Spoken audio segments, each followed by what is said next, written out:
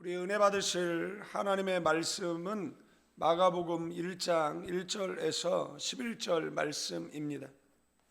하나님의 아들 예수 그리스도의 복음의 시작이라. 선지자 이사야에게 그래, 보라 내가 내 사자를 내 앞에 보내노니 그가 내 길을 준비하리라. 광야에 외치는 자의 소리가 있어 이르되 너희는 주의 길을 준비하라. 그의 오실 길을 곧게 하라. 기록된 것과 같이 세례 요한이 광야에 이르러 죄사함을 받게 하는 회개의 세례를 전파하니 온 유대 지방과 예루살렘 사람이 더 나아가 자기 죄를 자복하고 요단강에서 그에게 세례를 받더라. 요한은 낙타털 옷을 입고 허리에 가죽띠를 띠고 메뚜기와 석청을 먹더라. 그가 전파하여 이르되 나보다 능력 많으신 이가 내 뒤에 오시나니 나는 굽혀 그의 신발끈을 풀기도 감당하지 못하겠노라. 나는 너희에게 물로 세례를 베풀거니와 그는 너희에게 성령으로 세례를 베푸시리라. 그때 예수께서 갈릴리 나사렛으로부터 와서 요단강에서 요한에게 세례를 받으시고 곧 물에서 올라오실새 하늘이 갈라짐과 성령이 비둘기같이 자기에게 내려오심을 보시더니 하늘로부터 소리가 나기를 너는 내 사랑하는 아들이라 내가 너를 기뻐하노라 하시니라. 아멘. 아멘. 이 마가복음의 저자는 베드로의 통역자였던 마가라는 사실입니다. 마가는 그 마가의 다락방 120문도가 모여서 주님께서 예루살렘을 떠나지 말라라고 하셨던 그 말씀대로, 그 명령대로 모여 기도했을 때 그들에게 성령이 임했던 그 가정이 바로 마가의 집이다라는 것입니다. 마가는 원래 그 사도 바울과 그 선교 여행을 동행했었는데 이 토로스 산맥 앞에서 도망을 치고 말아요. 그리고 나중에 다시 돌아와서 그리고 베드로의 통역자로 일했던 것, 그리고 바나바가 이 사도 바울에게 그 마가를 데려가자라고 했을 때 그 마가에 대한 그 의지가 약하고 그리고 어려움 앞에 그 도망친 그런 사람을 데리고 갈 수 없다라는 그런 의사를 표명했던 것을 보게 되어지는데, 그런데 나중에 사도 바울의 말년에 그 마가를 칭찬하는 그러한 내용들이 나오는 것을 보게 되어집니다. 성경에 보면 뭐 엠마오로 갔다가 그 주님을 만나고 다시 믿음의 길을 걸어갔던 그러한 제자들도 나오고, 뭐 데마라는 사람은 세상이 좋아 세상으로 갔다라는 그러한 말씀이 기록되어져 있는 사람들도 있습니다. 또한 뭐 그 성경에 나오는 그 7집사를 세울 때 니골라 같은 사람들은 그 나중에 이단에 빠진 그러한 모습들, 그래서 요한계시록에 그 니골라당의 행위를 미워한다라는 이러한 말씀도 기록되어져 있는 것을 보게 되어집니다. 우리가 주님 앞에 서는 그날까지 이 믿음의 길을 가는데, 그리고 뭐 이 믿음의 길을 가는 과정 속에서, 그리고 목회를 하는 과정이라든지, 그리고 우리 주변에 있는 사람들을 살펴볼 때 옛날에 참 열심히 했던 사람인데 어느 순간에 보면 그 열심이 시들해진 그러한 사람들이 있습니다. 또 어떤 사람들을 보면 이단에 빠진 사람들도 있습니다. 어떤 사람들은 다시 신앙의 옷깃을 여미고 믿음의 그 행진을 멈추지 않는 그런 사람들도 발견되어지게 되어집니다. 우리는 어떤 범주에 속해 있는지 자문자답하고 신앙의 옷깃을 여미고 늘 믿음의 행진을 그 천성을 향한 그 믿음의 길을 걸어가시는 저와 여러분들 되어지기를 주님의 이름으로 축원드리겠습니다. 그리고 그 예수님 잡히시던 때 그 옷을 벗고 도망쳤던 그 사람이 누구냐라고 이야기했을 때 마가라고 봅니다. 이유는 뭐냐면 마가복음에만 기록되어져 있기 때문에 그렇다라는 거예요. 마가는 다른 서신서와는 좀 다르게 다른 서신서에 없는 내용들이 많이 있습니다. 그리고 그것을 그런데 뭐 짧게 많은 내용들이 기록되어져 있는 것을 보게 되어집니다. 그래서 옛날에 신학교 다닐 때 이것을 학문적으로 뭐 M 자료, 뭐 그다음에 이제 누가복음을 L 자료 이렇게 불렀어요. 왜 그러느냐라면 누가도 예수님의 직계 제자는 아니거든요. 마가는 12제자 안에 들어가는 사람이 아니잖아요. 그때는 그래서 이 누가복음에도 많은 내용들이 다른 그 복음서에 없는 많은 내용들이 기록되어져 있고, 그다음에 이제 마가복음에도 이제 기록되어져 있는 것들을 보게 되어져요. 그래서 그 처음에는 이제 도망쳤던 그 마가가 디모데후서 4장 11절에 보면 네가 올 때에 마가를 데리고 오라 저가 나의 일에 유익하리라라고 말하고 있어요. 베드로전서 5장 13절에는 내 아들 마가도 무난하니라. 그래서 사도 바울과 그리고 베드로와 깊은 연관이 있는 사람, 그 사람이 누구냐라고 얘기했을 때 이제 마가라는 것이고, 뭐 사도 바울에게 영적인 두 자녀가 있다라고 하면 디모데와 디도라고 볼 수가 있는데, 베드로에게 영적인 그런 자녀가 있다라면 그 사람은 마가라고 볼 수가 있다라는 것입니다. 마가복음은 말씀드렸던 것처럼 뭐 내용은 짧아요. 그러나 다른 곳에 없는 내용들이 기록되어져 있고, 어떤 내용들은 좀 디테일하게 기록되어져 있는 내용들도 보게 되어진다라는 사실입니다. 뭐 예를 들자라면 뭐 예수님께서 그 뭐 달리다쿰이라든지 에바다 하셨던 내용들이 그 일어나라, 그리고 그 눈이 열릴지어다라고 이런 이 아람어로 표현했던 내용들이 마가복음에 나와 있다라는 것이에요. 그리고 그 닭 울기 그 전에 베드로가 3번 부인한 것도 마가복음에 기록되어져 있습니다. 그래서 마가는 우리가 이야기했을 때 약간 그 익사이팅한 것을 좋아하는 그런 사람이었던 것으로 보게 되어지는데, 그래서 마가복음에는 뭐 귀신을 쫓는다든지 뭐 병을 치료한다든지 이런 내용들이 많이 기록되어져 있는 것을 보게 되어집니다. 그래서 마가복음 1장 1절에 보면 하나님의 아들 예수 그리스도의 복음의 시작이라라고 이 첫 문장을 시작하고 있습니다.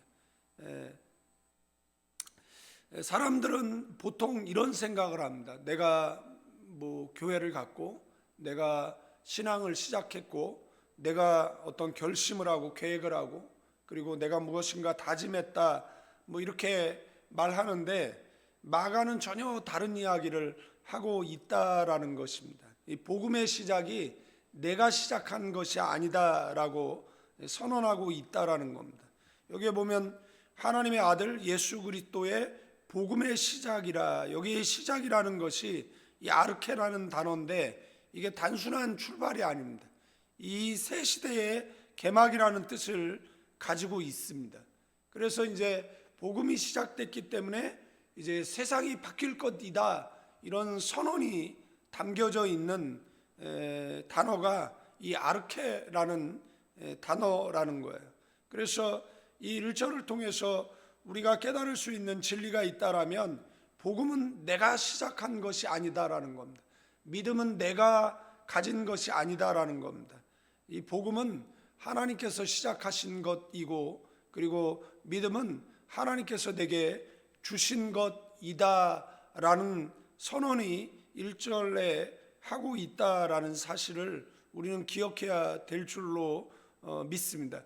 이것을 그냥 서두에 밑도 끝도 없이 시작하는 것을 보면 마가의 성품과 많이 닮아 있는 것들을 보게 되어지는데, 여기 하나님의 아들 예수 그리스도 그러면 이 세 단어가 기록되어져 있습니다. 하나는 이제 예수라는 그 그리고 그리스도, 그리고 하나님의 아들.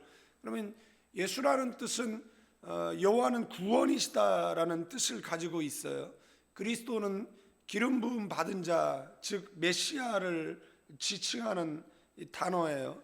그리고 하나님의 아들이라는 그것은 뭐 하나의 정보에 해당되어지는 건데 이것을 선포했어요.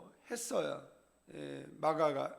근데 가만히 생각해 보면 초대교회가 핍박을 받고 그 다음에 많은 순교자를 낸 이유가 뭐냐라고 이야기했을 때 예수 그리스도 하나님의 아들이다라고 말한 것 때문에 핍박을 받고 그 다음에 많은 사람들이 순교를 한 것이잖아요. 그래서 이 단어 자체가 이 체제를 전복시키는 그러한 단어였고 이것으로 인해서 그 당시에 그 예수 그리스도를 믿는 사람들은 많은 그러한 순교와 그리고 고난 그리고 공동체에서 배제되는 그러한 어려움들을 겪었다라는 겁니다. 그러니까 믿는 것을 고백하지 말고 그냥 뭐 마음으로 믿어라. 뭐 굳이 고백해가지고 뭐 사회에서 아니면 회사에서 뭐 직장에서 그리고 뭐 학교에서 뭐 주변 사람들에게 그런 차별과 뭐 혐오를 받을 필요가 있느냐라고 뭐 세상은 우리에게 이야기하잖아요. 그런데 그 당시에 우리의 믿음의 선배들은 예수가 메시아라는 겁니다. 예수님은 하나님의 아들이라는 겁니다. 구원의 유일한 길은 예수님 뿐이다라는 것이고 그분이 만왕의 왕이고 만주의 주다라고 선언한다라는 것은 뭐 거의 혁명적인 그러한 사건이기도 하지만 그 당시에 그 체제를 뒤집는 그러한 사건이기도 하다라는 겁니다. 그래서 우리의 믿음의 선배들은 이것 때문에 핍박을 받고 이것 때문에 죽임을 당했다라는 것이에요. 그래서 당시에 그 로마 황제를 숭배하는 숭배 사상이 있었잖아요. 로마 황제가 신의 아들이다라고 불렀는데 진짜 하나님의 아들은 예수 그리스도다 이렇게 선언하는 것이잖아요. 그러니까 이것은 믿음 그리고 믿음이 우리에게 주는 그러한 신앙의 용기가 없으면 뭐 지금과 같이 뭐 이렇게 이야기한다라고 해서 우리가 뭐 핍박을 받는다든지 고난을 겪는 일은 없잖아요. 뭐 우리가 뭐 전체 국가에 사는 것도 아니고 우리가 무슨 독재 국가에 사는 것이 아니잖아요. 뭐 김일성 뭐 주체 사상 밑에 사는 것도 아니잖아요. 대한민국에는 엄연한 그러한 종교의 자유가 있어요. 그래서 뭐 신앙을 드러낸다라고 해서 어떤 차별이나 어떤 핍박이 있지는 않습니다. 그러나 이 당시에는 이것이 죽음이었고 이 당시에는 이것이 차별이었고 이로 인해서 공동체에서 직장 그다음에 잃어버리는 그러한 일들이 뭐 비일비재하게 발생하던 그러한 시대잖아요. 이 시대에 무슨 인권이 있겠어요? 이 시대에 무슨 그런 혐오만이 있는 그러한 시대잖아요.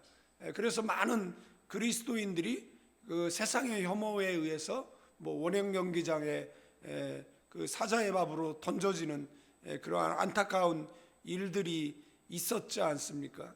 그런데 로마 황제가 신의 아들이 아니라 예수 그리스도가 하나님의 아들이다라는 것을 선포한 이 서두에부터 이렇게 선포한다라는 것은 과거에는 겁장이었고 과거에는 도망자였고 과거에는 그냥 뭐 산맥 하나 넘는 거 그러니까 그 토로스 산맥이 굉장히 험준한 산이거든요. 그것을 넘는다라는 건 뭐 지금도 있는 일이지만 그것을 보고 아연실색에서 이제 도망쳤던 그 마가가 지금은 그 생명을 무릅쓰고 복음을 전하는 그러한 전도자가 되어져 있는 것은 우리에게 너무 감사한 일이다라는 겁니다. 바라기는 뭐 믿음 생활하다가 잠시 신앙을 방황한다든지 뭐 신앙을 잃어버렸던 과거에 우리와 함께 신앙생활하던 그런 사람들이 어딘가에서 믿음을 지키고 그 다음에 뭐 신앙인으로 살아간다라고 하면 그것처럼 감사하고 그것처럼 감격스러운 일이 어디 있겠습니까? 저도 뭐 신앙생활한 지 수십 년이 되었는데 간혹 가다가 연락이 안 되던 사람들, 그런데 과거에 신앙을 잃어버렸었는데 지금 어느 교회에서 열심히 믿음 생활하고 있다라는 소식을 들을 때 절로 입가에 미소가 지어지고 뭐 감사한 일이잖아요. 주께서 원하셨던 것처럼 될 수 있으면 모든 사람이 다 예수를 믿는다. 너무 감사한 일 아니겠습니까? 그래서 생각나는 사람들이 있으면 문득 떠오르는 사람들이 있으면 그 사람들을 위해서 기도할 때가 있어요. 네. 이렇게 기도하시는 저와 여러분 되기를 축원드리겠습니다. 그 다음에 2절에서 8절의 내용을 보면 하나님께서는 이제 갑자기 일하시는 분이 아니세요. 모세를 준비시키고 이스라엘 백성을 출애굽시켰던 것처럼 신약의 세례 요한을 보내셔서 주님의 오시는 길을 예비케 하시는 것을 보게 되어집니다. 그래서 여기에 세례 요한이 등장하는데 보라 내가 내 사자를 보내노라. 이 사자라는 것은 이 앙겔로스라는 이 천사와 같은 단어가 사용됐어요. 무슨 뜻이냐라면 하늘의 메시지를 들고 온 사람이다라는 겁니다.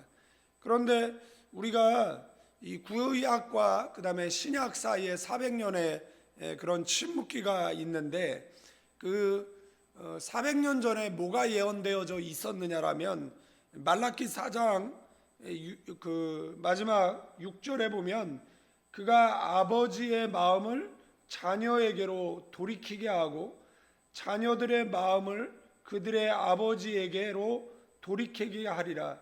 돌이키지 아니하면 두렵건대 내가 와서 저주로 그 땅을 칠까 하노라 하시니라. 그러면 이 사람이 누구냐라는 겁니다. 그래서 5절 말씀에 보면 보라 여호와의 크고 두려운 날이 이르기 전에 내가 선지자 엘리야를 너에게 보내리라. 그래서 사람들의 착각은 뭐냐라면 이 환생설입니다. 엘리야가 환생을 해가지고 그래서 그 예수님께서 사람들이 나를 누구라고 하느냐라고 할 때 사람들이 엘리야다 이렇게 이야기한다. 너는 나를 누구라고 생각하느냐 이렇게 물었던 그 질문의 내용에 보면 엘리야가 등장하는 이유가 뭐냐라면 말라기 예언 때문에 그렇다라는 겁니다. 신앙생활 하는데도 여러분들 그 다음에 그 누구죠? 그 사울 왕이 누구를 불러내죠? 신접한 여인을 통해 가지고 사무엘을 불러내잖아요. 그런데 그 사무엘이 아니거든요. 근데 이 창세기서부터 요한계시록까지 우리가 무엇을 이야기할 때 종합적으로 살펴보면 알 수 있어요. 그 나자로의 비유에서도 그 얘기가 나오거든요. 그 부자가 지옥에 가고 나사로는 이제 천국에 가요. 그런데 그 부자가 부탁을 해요. 무슨 부탁이냐면 그 나사로를 환생시켜서 그 자기 아들들에게 천국 지옥이 있다라는 것을 전해달라고 부탁을 합니다. 그 부탁은 거절당합니다. 그리고 천국에서 지옥을 갈 수 없고 지옥에서 천국을 갈 수 없다라고 분명히 밝히고 있어요. 그러면 지금 카톨릭에서 연옥소를 주장을 하잖아요. 유아림보라든지. 그래서 중간에 머물러 있다가 후손들의 기도를 통해 가지고 뭐 이제 천국에 온다든지 이런 주장들을 하는데, 그런 주장들은 전혀 성경에 근거하고 있지 않다라는 것을 알 수 있을 뿐만 아니라, 그 말씀을 통해서 이 사울이 불러낸 그 사무엘이 아니라 사탄의 역사라는 것 또한 우리가 알 수 있다라는 겁니다.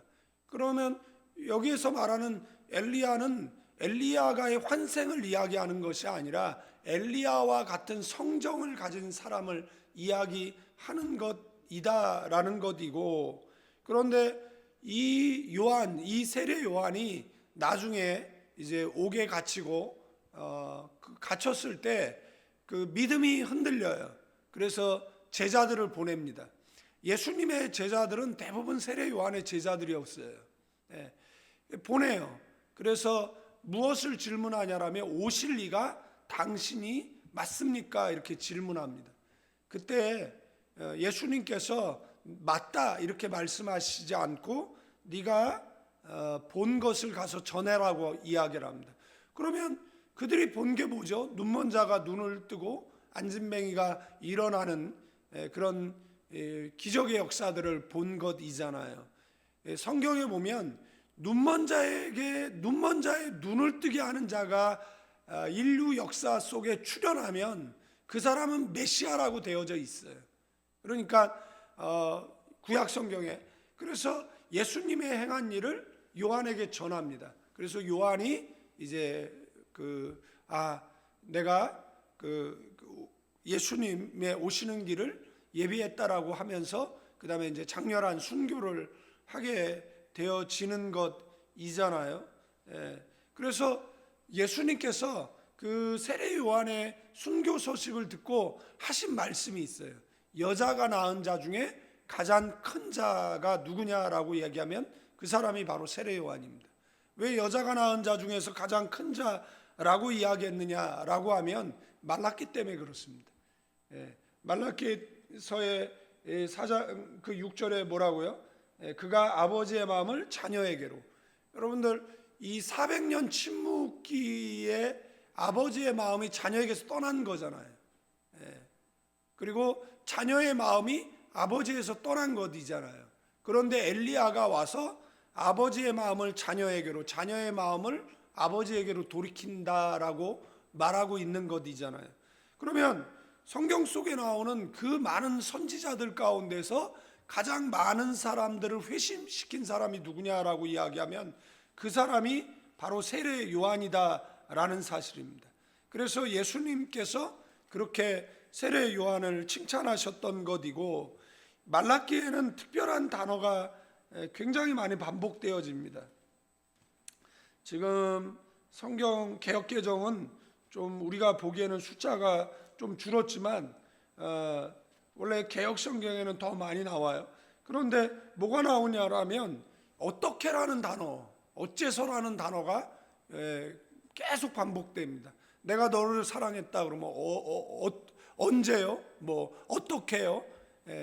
우리의 부모네들이 자녀들에게 내가 너 때문에 얼마나 힘든 인생을 살았는데, 그러면은 자녀들이 그 패륜 자식들이 하는 게 있잖아요. 엄마가 뭘 희생했어요? 차라리 고아처럼 버리지 그랬어요.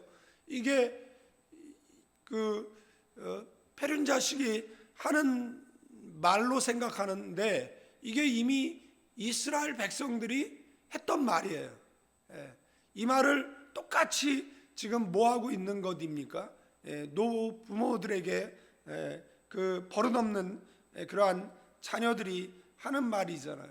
그래서 자녀는 서운함 때문에 이제 부모에게 마음이 떠났고, 부모는 자녀의 서운함 때문에 이제 떠난 거예요. 그래서 이 말라기서의 1장 뭐 2절 그 다음에 뭐 지금 눈으로 봐도 6절 뭐 7절에 그 다음에 2장 17절에 그리고 3장 뭐 8절이다 저기 7절 8절에 어떻게라는 단어가 계속 나와요.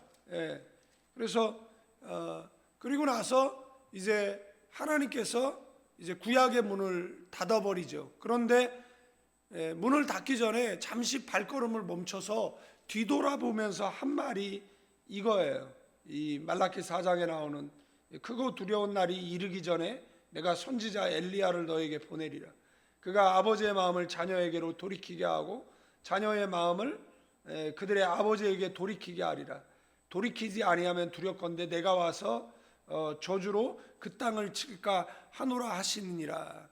그래서 이 예수 그리스도가 오는 길을 누가 예비하느냐라고 이야기했을 때 바로 이 세례 요한이 예비한다라는 것이고, 그러면 세례 요한이 외쳤던 그 복음의 핵심 메시지는 뭐냐라고 이야기했을 때 보라 내가 내 사자 내 앞에 보내리니 그가 내 길을 준비하리라. 광야에 외치는 자의 소리가 있어 이르되 너희는 주의 길을 준비하라. 그가 오실 길을 곧게 하라. 기록된 것과 같이. 그러니까 세례 요한은 예언되어진 대로 와서 아버지의 마음을 자녀에게, 자녀의 마음을 아버지에게 돌이킨 그러한 구약에 예언되어진 사람이다라는 이야기를 밝히고 있는 것이고, 그 다음에 4절에 보면 제사함을 받게 하는 회개의 세례를 전파했다라고 이야기를 하고 있는데, 세례 요한이 그 외쳤던 그 메시지, 회개하라 천국이 가까웠다라는 메시지잖아요. 여기에 나오는 회개는 뭐 단순히 잘못했다라는 것이 아닙니다. 생각을 바꾸라는 겁니다. 삶의 방향을 바꾸라는 것이 바로 회개라는 것이다라는 겁니다. 그래서 이 세례 요한이 예수님께서 세례 요한에게 그 세례를 받으러 왔을 때 세례 요한이 한 말이 있어요. 그 말이 뭐냐라면 세상 죄를 지고 가는 하나님의 어린 양이다라고, 나는 그의 신들매 풀기도 감당할 수 없는 존재라는 것이죠.